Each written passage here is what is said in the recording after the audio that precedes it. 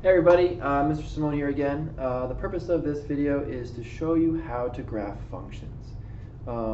Whenever you're given a function, there is a specific name given to that function. So for example, this one is w of x, which equals 2x plus 3. Alright, the name of our function is w, or wx, and the rule, alright, is 2x minus 3. Every function is made up in this fashion. Now for this video, primarily we're going to be graphing different kinds of functions. There is no limitation on the domain, which means that I'm not telling you that the x values that we're using are from here to here or infinite and all that stuff. We are just going to graph, okay? Whenever we're asked to graph functions with no limits, I try to limit us though to x values that are -3 to +3. The reason that we want to use values from -3 to +3 is that it's much more manageable to multiply or I should say use numbers like 1, 2, and 3 and things like that. On top of having positive numbers, zero is also important, and also negative values, working with those is also important. Okay, so for this activity, we are going to use our inputs from -3 to 3, which is always a good option if there is no limitation. We're going to use our inputs, and whenever we see an x value, we are going to substitute it into the actual rule of our function. This function rule, which is w, says multiply x by 2 and then -3. So step one is to write our rule and substitute in, okay, our x value. And we continue this pattern of all of our inputs, that -3, -2, -1. We are going to show ownership by plugging that into x and with parentheses. So if I go through, I'm just going to do this for each of these.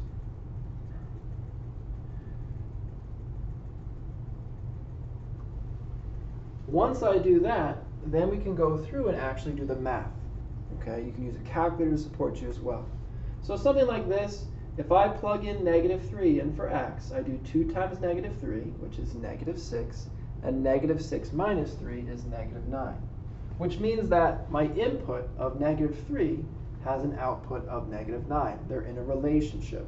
They create an ordered pair, a coordinate point. If I plug in -2, and I do out my math, I get -4 minus 3, which is -7. If I plug in -1, -1 times 2 is -2, minus 3 is -5. And we continue this, doing our math, all right, and you'll end up noticing that in some cases there are patterns, in some cases you have to take the extra step to do the math. 2 times 2 is 4, 4 minus 3 is 1, 2 times 3 is 6, 6 minus 3 is 3. Each of our inputs are mapped to one and only one output. Now, once you have this, you're going to go through and actually plot each individual relationship. Now, some relationships fall off the graph, which is fine, because eventually you're going to have to connect all your points given your function rule.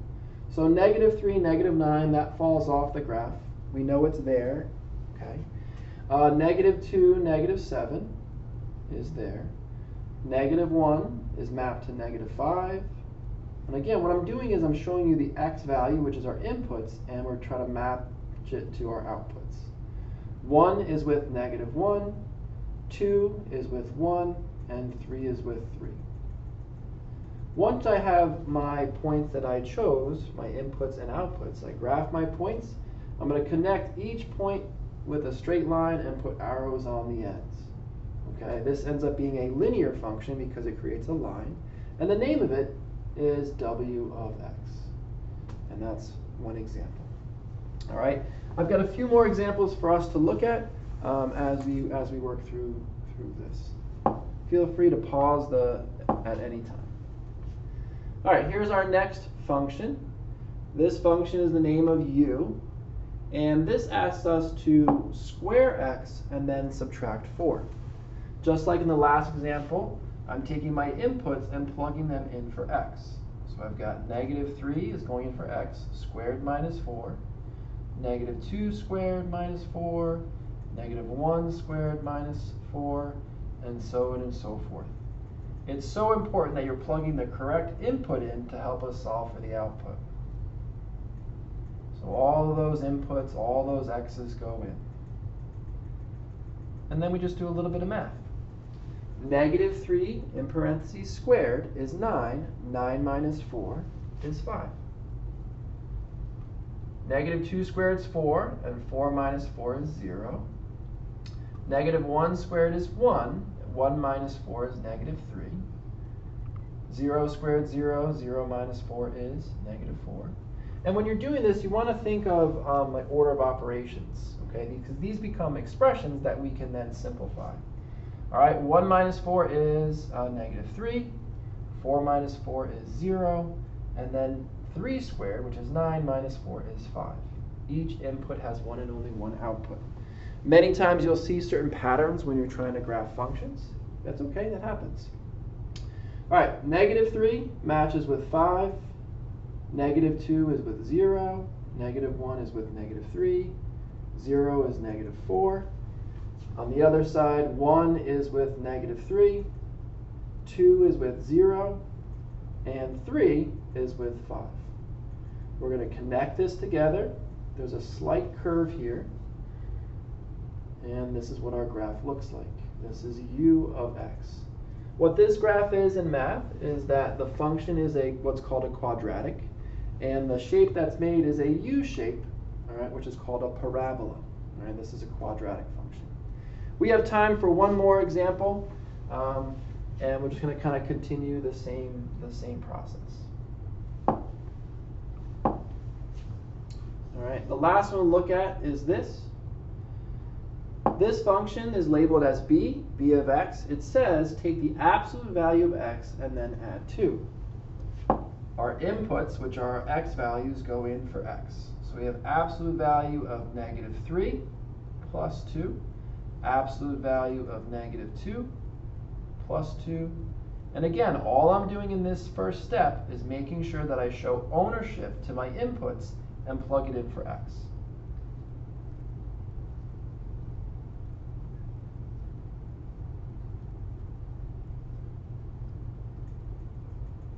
I can go back and put parentheses around each of those values if I like. It's not really needed with positive values, but it is helpful. Absolute value, as you know, is the distance from 0. You can't have a negative distance. So any value that we find the absolute value of is the distance from 0, which is positive.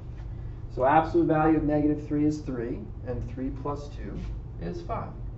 Absolute value of negative 2 is 2. 2 plus 2 is 4. And we continue to do this math and plug in all of our values. And you'll notice that this also has a sort of a pattern here. But absolute value, find out what it is, add 2, find out your output. Each input has an output. If we graph this, negative 3 is related to 5, negative 2 is with 4, negative 1 is with 3, 0 is with 2. On the other side, you've got 1 is with 3, 2 is with 4, and 3 is with 5. Now obviously there are more points we can choose from. It doesn't have to be from negative 3 to 3, but anytime I ask you to graph a function, I usually suggest to use negative 3 to 3 if there's no limitations. This graph, we're going to connect all of our points. It makes a V shape, and the name of this graph is an absolute function. Absolute functions make a V. All right. In this process, the idea is know your function name, know what the function rule is, in other words, the math that you're going to be doing. Choose x values from negative 3 to 3 is a really good start, and then use those pieces of information to then plug in or substitute, use order of operations to find your outputs. I hope this video helps. Those are the 3 types of functions that we talk about for this unit. We'll talk about linear functions that make lines, quadratic functions that make that U shape, and then absolute value functions that make a V shape. I hope this helps.